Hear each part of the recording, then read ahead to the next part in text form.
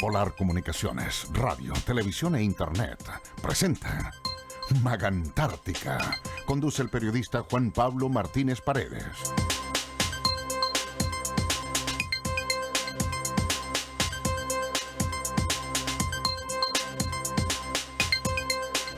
...22:08 y comenzamos un nuevo programa de Magantártica acá en Polar Comunicaciones, día jueves, como siempre, con temas de cultura, patrimonio, hoy día teatro, intervenciones urbanas, y tenemos a nuestros invitados, Nitzamé Mayorga, actriz. Buenas noches, Nitzamé. Buenas noches, gracias por la invitación. Doña Mirta Salamanca, originaria del pueblo Selknam. Sí, ¿qué tal? Buenas Me decía noches. que venía de Río Grande. Río Grande. Bienvenida al programa. Muchas gracias. Y don Rodrigo González del Museo del Recuerdo. Muchas gracias. Partamos por lo primero. Cuéntenos un poco cuál fue la actividad que se desarrolló hoy día en el Río de la Mano. Tengo entendida, segunda intervención que realizan ya. ¿De qué se trata y cómo llegamos a conjugar gente del mundo de la actuación, de los pueblos originarios, del museo? Cuéntanos un poco. Okay. Dejo el micrófono abierto para que nos comente. Okay. Bueno, nosotros estamos trabajando, yo trabajo en la Universidad de Magallanes en vinculación con el medio y estoy encargada del área de teatro de la universidad, y hace un tiempo estamos trabajando con Rodrigo, que él es historiador del museo, en el teatro museográfico. Eso comenzamos a trabajarlo hace como 2 años más o menos, y el año pasado comenzamos a trabajar con la temática de los Selknam y de estos hechos específicos de 1895, que es cuando llegan a la ciudad de Punta Arenas 165 Selknams, que son rematados en esta subasta pública. Esa es como la premisa que comenzamos a trabajar. El año pasado, ¿cierto? Trabajamos esta primera intervención que se llamó Remate de Indios. Tuvimos la suerte de conocer también el año pasado a Mirta, ¿cierto? Así que extendimos la invitación a Mirta para que viniese a contarnos un poco de su historia, de en el fondo cómo lo viven ellos, y que sea parte de la intervención, ¿cierto? Se realizó una charla también el año pasado, se mostró una película también que se realizó hace como 2 o 3 años más o menos, con la temática, y lo que quisimos hacer este año fue en el fondo lo que continúa de la historia, porque de los 165 Selknam quedó medio centenar de ellos, en su mayoría adultos y personas quizás más enfermas, que no fueron rematadas y que fueron llevadas a la periferia de la ciudad, específicamente el sector del Río de la Mano. Cuando el Río de la Mano era la periferia de la ciudad. Exacto. No como la conocemos hoy en día. Claro. Y bueno, y que en ese momento habían aserraderos en ese lugar. Lo pensaron también de una manera un poco estratégica, porque claro, los Selknam ya les estaba, ¿qué hacemos con estas 60 personas que nos quedaron? Deberían buscar algún tipo de ocupación, que en el fondo era como lo que les aproblemaba a ellos, el sistema de vida en el fondo que tenían los Selknam. Por eso les quitaron su idioma, en el fondo quieren introducirlos en la sociedad, que se den cuenta en el fondo que la manera de trabajar o cómo vive el occidental es mucho mejor que la manera que tienen ellos. Y deciden llevarlos a este lugar porque finalmente quizás podrían trabajar también en los aserraderos, que es lo que ellos proponían. Así que, bueno, nosotros trabajamos con este tópico de la fecha y el lugar. El año pasado fueron hace 123 años, ¿cierto? 8 de agosto, ellos llegaron el 3 de agosto a la ciudad, y el 17 de agosto los trasladan al sector del Río de la Mano. Perfecto. Mirta, si nos puedes contar un poco cuál es la visión hoy día del pueblo Selknam, viendo en retrospectiva esta, que hoy día sería absolutamente impensada, un remate de gente de nuestros pueblos originarios.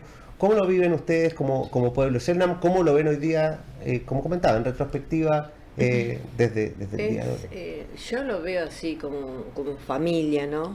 Como familia Selknam, es revivir todo lo que nos contaron a nosotros, es revivir todo lo que han pasado ellos.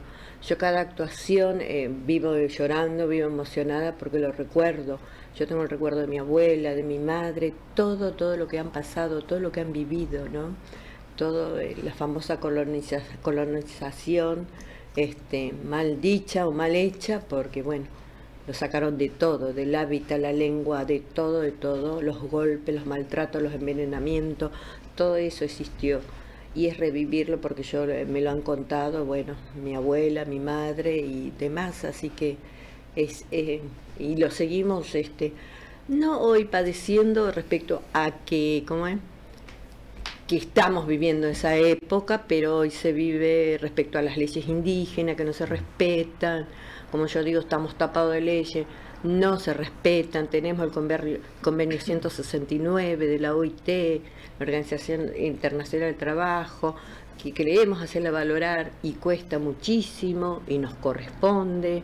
Entonces de otra forma se te van cerrando otras puertas que no te quieren reconocer. Yo soy nieta o bisnieta de Kiepja, de Lola Kiepja, y todo el mundo dice, no, se murió la última. Y no se murió la última, si no, no estaríamos nosotros presentes, yo no estaría presente como nieta de ella. Y digo nieta porque nosotros no tenemos esa generación de bisnieta, abuela, tatarabuela. No, era mi abuela y nada más. Perfecto. Mira, hace algunos días tuvimos un seminario en Magallanes, en la Asociación de Instrucción Popular, sobre la nueva ley del patrimonio. Y se conversó bastante sobre las distintas temáticas que la ley va a hablar hoy día, que tiene que ver con un tema de sitios de memoria, que va por el lado de los derechos humanos, pero también llegamos a la conclusión de que los derechos humanos, hay un pueblo o muchos pueblos que ha mantenido rezagados, entre ellos los pueblos originarios, los pueblos indígenas. Tuvimos la posibilidad de tener a Ariel León Bacián, que es miembro de ASODEPLU, él está por un tema de la plurinacionalidad en el país, él es un representante aymara hoy día, que está en contacto con bastantes comunidades y nos decía, efectivamente, nosotros como pueblo originario del norte hemos tenido bastantes problemas para poder poner en relevancia nuestro patrimonio. Esta ley hoy día no incluye las consultas indígenas, el 169 de la OIT y otras cosas, pero nos decía, claro, efectivamente compararnos con cualquier otro pueblo originario del país sería una casi patudez, decía, porque acá en el sur ustedes realmente vivieron otra cosa.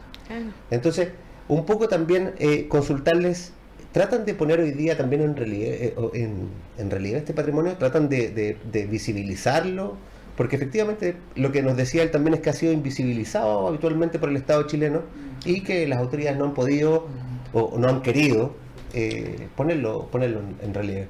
No sé, también desde Rodrigo, desde el Museo del Recuerdo, me imagino que también esa es una de las funciones que ustedes están buscando. Claro, partir señalando a los puntos que te refieres, que son bastante importantes, porque el patrimonio indígena no ha sido negado, ha sido apropiado.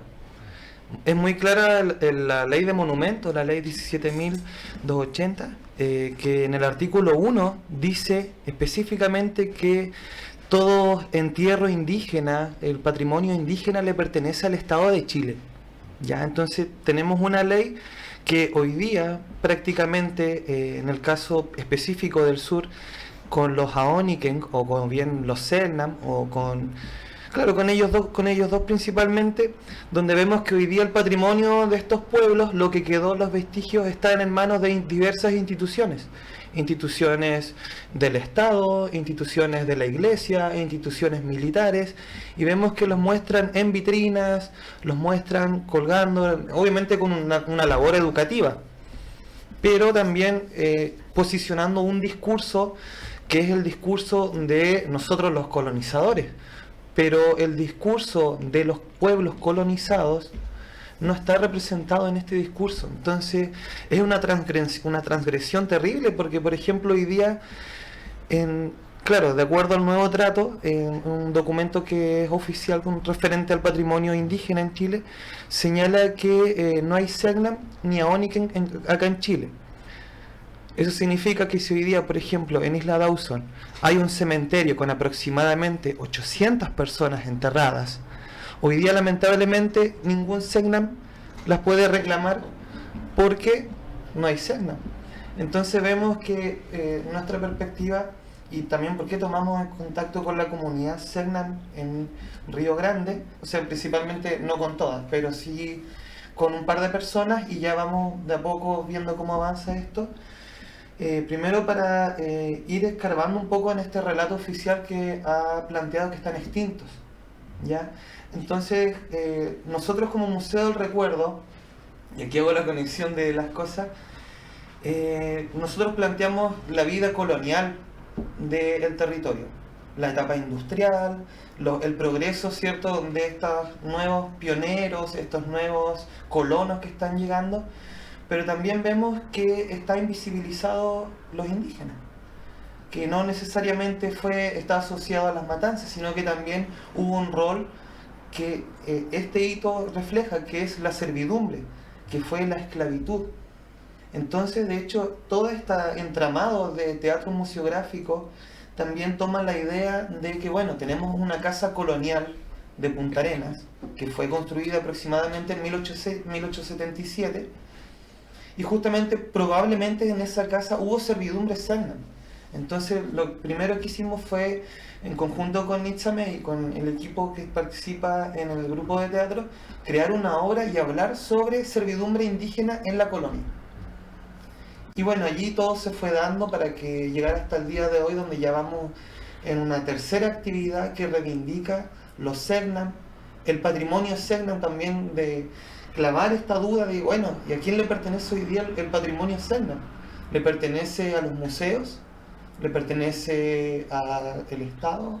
¿A la iglesia? No sé. O sea, obviamente también no en un sentido de conflicto, sino que en un sentido de dialogar, de quizás transparentar las cosas que hay, que tenemos, que ojalá que se hiciese un catastro nacional y que todos los museos dijeran, miren, nosotros tenemos tantas cosas y tantas cosas de pueblo originario, ¿qué hacemos? Efectivamente, el otro día en este seminario, uno de los temas que se planteó fuertemente fue de que la construcción de este nuevo Ministerio de las Culturas, las Artes y el Patrimonio, efectivamente, y bajo las dos subsecretarías que crea y este Servicio Nacional del Patrimonio, y esta nueva ley, que es una remozada ley, efectivamente, lo que comentabas tú del Consejo Monumento, hacía nuevamente vista ciega de estos temas, sitios de memoria, pueblos originarios, incluso hasta temas que eran un poco más controversiales, como por ejemplo que el Consejo Monumental Nacional perdía ciertas atribuciones con respecto a temas medioambientales, que a la vez tenían inmediatamente ligados temas patrimoniales, como por ejemplo con el pueblo Yagán, que estaban viendo directamente, hoy día todos conocemos los problemas que existen. Entonces, parece interesante esta visión de que se junten los distintos mundos, desde un museo de la memoria, desde los pueblos originarios, pero también desde las artes escénicas. Pareciera ser que esto es lo que se podría haber buscado en el espíritu, de que efectivamente medios de comunicación, actrices, actores, comunicadores, puedan hacer y visibilizar esto. Entonces, Nitzame, no sé si tú nos puedes explicar un poco, ya nos explicaste un poco cómo nace, pero un poco también hacia dónde vamos. ¿Cuál es la función también desde el mundo de las culturas? No de las culturas desde el entendido de que esta discusión de que era Ministerio de la Cultura y ahora es las culturas, para tratar de incorporar esta visión que efectivamente no está incorporada, claro, sino que cómo lo incorporamos desde quizás ciertas asociaciones gremiales, de los actores, de los periodistas, de los comunicadores, de quizás otros entes que están fuera de repente de la discusión pública del Estado. No, lógico. Bueno, yo creo que el teatro tiene siempre como, es una herramienta súper fundamental que puede entrar en la temática que uno quiera abarcar en el fondo. Y desde ese lugar es que uno se plantea diciendo de qué queremos hablar, qué queremos decir, para quién, porque en el fondo todo este trabajo en cuanto a la intervención o el teatro solamente funciona si hay una otra edad, ¿cierto? Si hay alguien que está observando esto, para que se provoque en el fondo la reflexión. Y es más o menos el trabajo y el camino que estamos haciendo, que obviamente siempre es complejo, es duro, uno necesita el apoyo, ¿cierto?, para poder llegar a estas cosas a cabo y también para poder tomar estas temáticas. El trabajo que estamos haciendo hoy en día en conjunto con el museo, ¿cierto?, la universidad, tiene que ver con llegar también a la cosa educativa y a los escolares, porque en el fondo vamos educando también desde abajo, ya nosotros como territorio y como personas que poblamos este lugar, ¿cierto?, estamos siempre informándonos de qué sucede en este lugar, en Magallanes, en el fondo, donde hemos sido tan masacrados en el fondo.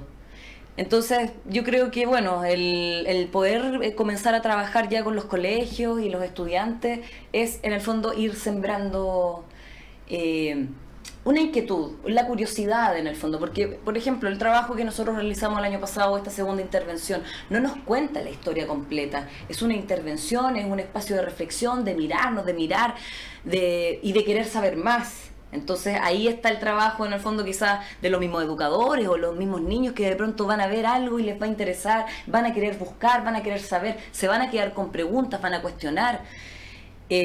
No solamente con lo que le pasa al pueblo Segnan, sino con también muchas cosas y la historia que nos está pasando a nosotros también, no sé, los nuevos migrantes, por ejemplo, en la región.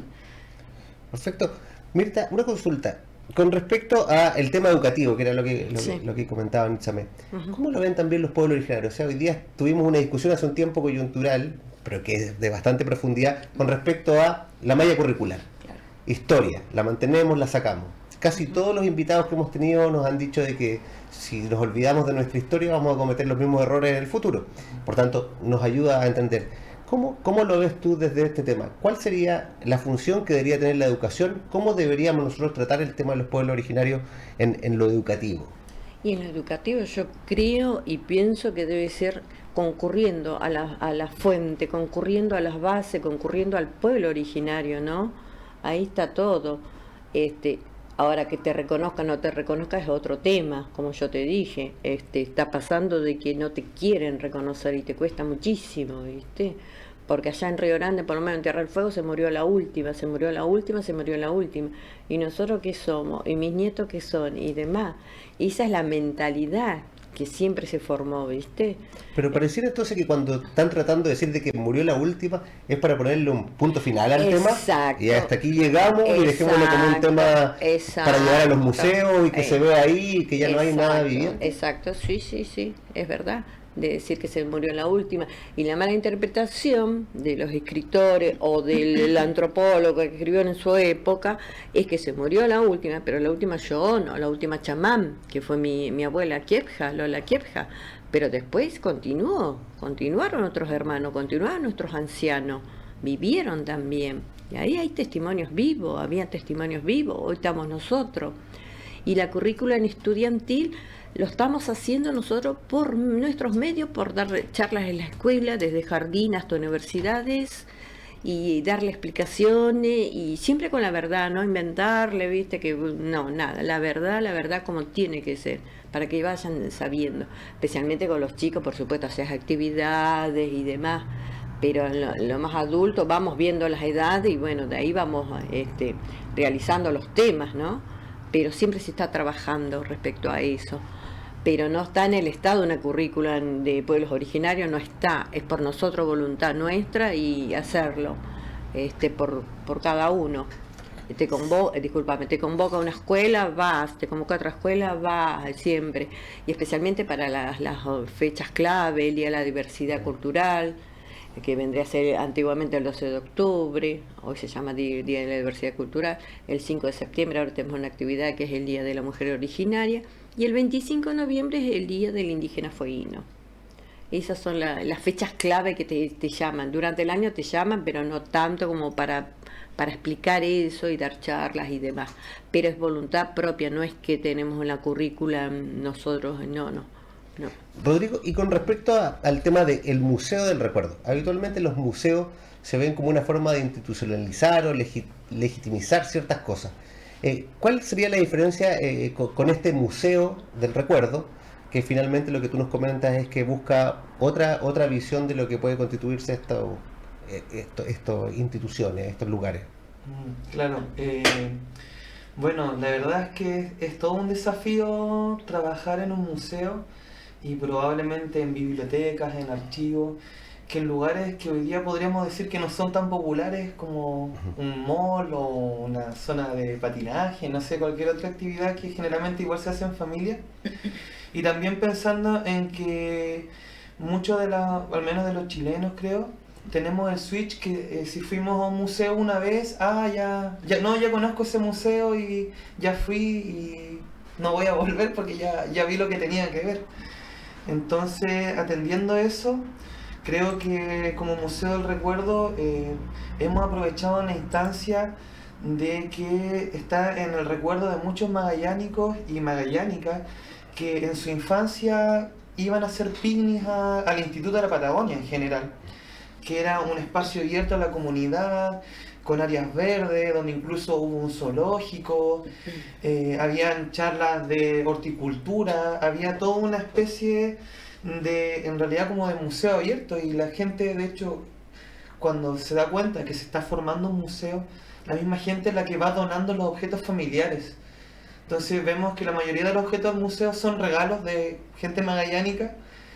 Prácticamente no se pagó por ningún objeto. Entonces también se entender que todos los objetos son reales, funcionaron acá en Tierra del Fuego o en Patagonia. Y por ende muchas familias también se sienten identificadas. De hecho, cuando van a algunas casas, ven, mira, eso todavía, la plancha de la abuela que todavía lo ocupa. Entonces, bueno, tenemos eso. Tenemos también, por suerte, el Día del Patrimonio, que es una actividad donde creo que la mayoría de los agentes culturales, instituciones, gestores, organizaciones, nos hemos tomado ese día para hacer diversas actividades. Y de hecho, en el Día del Patrimonio también surge la idea de incorporar teatro, porque sabemos que tenemos un museo que puede ser o dentro de las casas con museografía, o tiene un espacio al aire libre donde podemos también hacer actividades. Entonces, ya, bueno, hagamos teatro, bueno, hagamos folclore, bueno, hagamos música, bueno. Y hemos ido variando y los resultados han sido bastante positivos, para serte franco.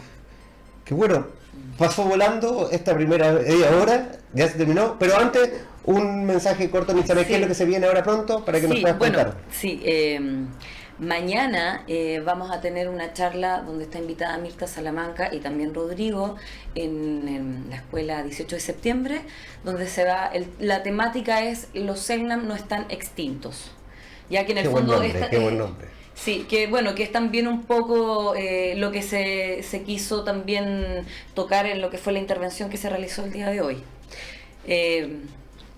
No sé si se alcanzó a ver ese momento, pero nosotros dentro de la intervención, que partimos un poco desde lo literal, de la decisión de llevarlos, de lo que pasaba con ellos en este lugar, trabajamos con un texto de Lola Kiesca también, finalmente mostramos como un acto como psicomágico en el fondo, donde esta situación que nunca sucedió, porque en el fondo en el momento del remate que separan a los padres de sus hijos, no los volvieron a ver nunca más. La intervención termina con Mirta Salamanca, ¿cierto?, ascendiendo en una escalera donde se abren las puertas de las casas que están alrededor y salen los niños al encuentro con ellos. Y esa instancia, me gustaría si de pronto Mirta puede comentar un poco de eso, porque es como el espíritu en el fondo que quisimos dar como un estilo de sanación o de este encuentro que nunca se logró concretar. Exacto. Y con los chicos especialmente, fue algo tan emotivo, y el entusiasmo de los mismos chicos, abrazaban, besaban, fue una aceptación de nosotros, y yo lo sentí pero tan fuerte, fue una recreación muy fuerte, tanto para mí como para las criaturas que me acompañaban, porque fue un final espectacular. Fue como que, sí. Muy emotivo. Muy emotivo. Mañana entonces la escuela 18 de septiembre vamos a tener esta actividad. ¿Horario era? 10 de la mañana. 10 de la mañana. Sí. Nitzamé, Mirta, Rodrigo, muchas gracias por estar acá en el programa Magantártica. Gracias. Las puertas están abiertas en Polar Comunicaciones y el programa cuando quieran para venir a publicitar sus eventos y contarnos lo que ustedes estimen conveniente. Muchas gracias Así por el que espacio. los dejamos invitados, volvemos ahora en el segundo bloque en unos minutos, vamos a tanda comercial y ya volvemos. Muchas gracias.